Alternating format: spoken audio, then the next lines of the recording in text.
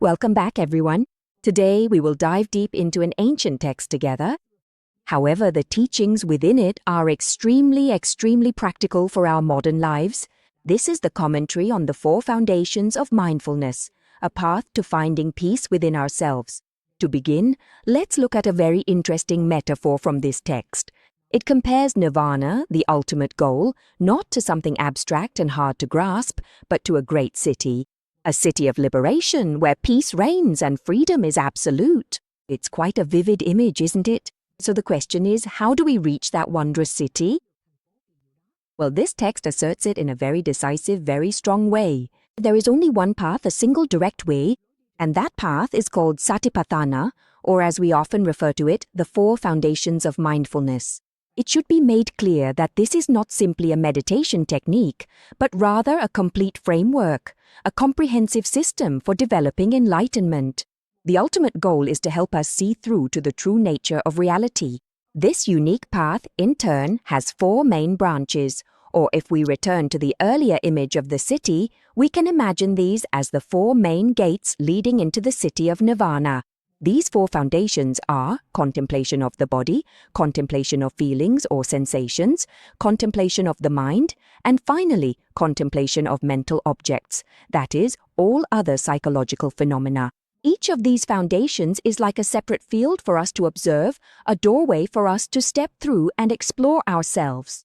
Now, to better understand how they work, let's try comparing 2 of these 4 foundations. For example, with mindfulness of the body, we focus on very specific tangible things like the in and out breath, the posture of the body, or the sensation of the feet touching the ground. So what about mindfulness of the mind? That's about observing the invisible, subtle, and ever-changing world of our consciousness and mind. So, in order to walk this path effectively, the text points out that practitioners need to cultivate 3 extremely important qualities. You can think of them as essential tools or gear for this journey.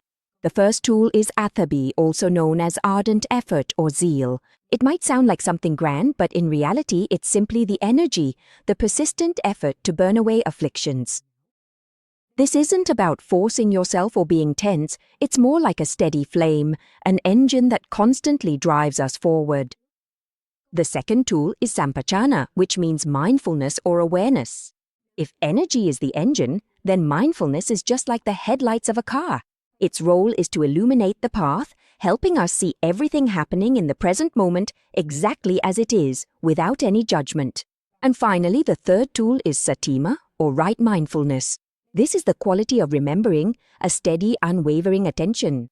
It helps us keep our focus on the object of observation, such as the breath, without being carried away by wandering thoughts or distractions. And what's extremely important here is that these 3 tools do not operate independently.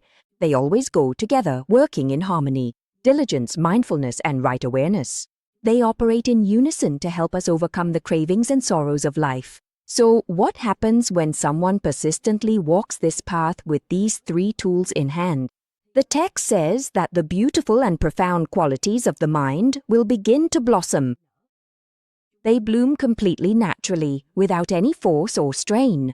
These qualities are called the 7 factors of enlightenment, or the 7 enlightenment factors. As you can see here, it's a sequence of very positive mental states, starting from mindfulness, then investigation of phenomena, energy, joy, lightness, tranquility, concentration, and finally equanimity. It's a process that moves from simple observation to a state of unshakable balance. It certainly sounds wonderful. But the question is, how can we cultivate these wonderful mental states? Do we have to practice them individually? Or is there another way? And the text gives us a very straightforward and clear answer. The 7 factors of enlightenment are not something we have to strive for separately. No, they are the fruits, the completely natural results of our persistent practice of the 4 foundations of mindfulness. It is this very path that will naturally bring about the results. And this leads us to the final part, to the destination of this entire journey. What is the ultimate goal of the entire practice?